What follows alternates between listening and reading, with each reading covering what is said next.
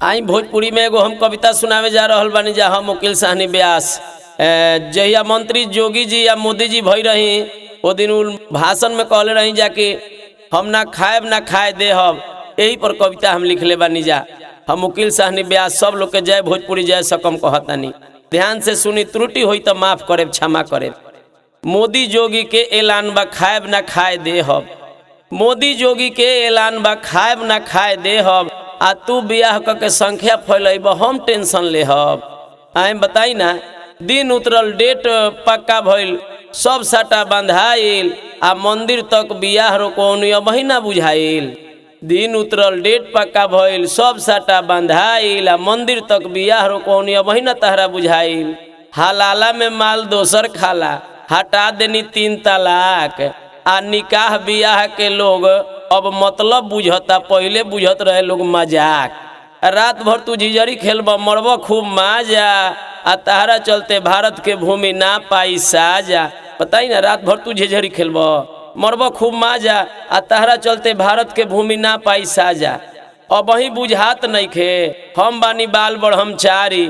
आ जतना लोग के बियाह रुकल बा उ सब देता गाड़ी। तू बढ़ब लड़िका फड़िका हम पेंशन देहब। मोदी जोगी के ऐलान बा खाएब ना खाए देहब। हमरे के लोग दोष देता, कांग्रेस कैलस लागू नसबंदी।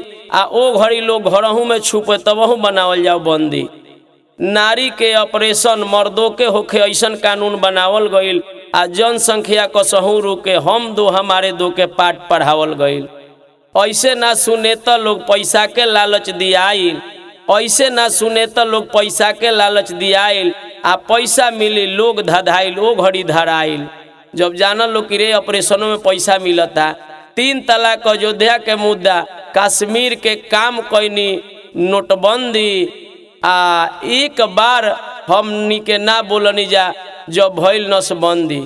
नीतीश खिस में मोदी जोगी से कहले अब एक्शन ले हब। मोदी जोगी के ऐलान बा खाएब ना खाए देहब। सीएए नागरिकता में खेल खेले ला गंदी। अतन सीएए नागरिकता आइल बाते में गंदी खेल खेल तरह। सीएए नागरिकता में खेल खेले ला गंदी। आ हमरा में महिला लोग के दोष लगावे ला, तहरा में बा खाली दुर्गा चंडी। बताई ना, ई सब चाल देख के लालू चाचा खिसियले ह। ई सब चाल देख के लालू चाचा खिसियले ह। आ इहे से हमरा बेटवा के बियाह अब वही लेना भइले ह। तेजस्वी के बियाह करब ई सोचल बा कब के। तेजस्वी के बियाह करब ई सोचल बा कब के। आ पक्ष विपक्ष के हुके ना छोड़ब, एमे बुलाएब सबके। लालू चाचा कहलन कि सबसे छोट लड़का बा, एमे सबके बुलाएब। मोदी जी कहनी लालू भैया राउर नियम लगा देती। मोदी जी कहनी कि लालू भैया राउर नियम लगा देती। आ रउआ कहती तो हम मुलायम भैया तेजस्वी के शादी करा देती। रउआ बानी जहाँ राज भोगी कंचन चढ़ी।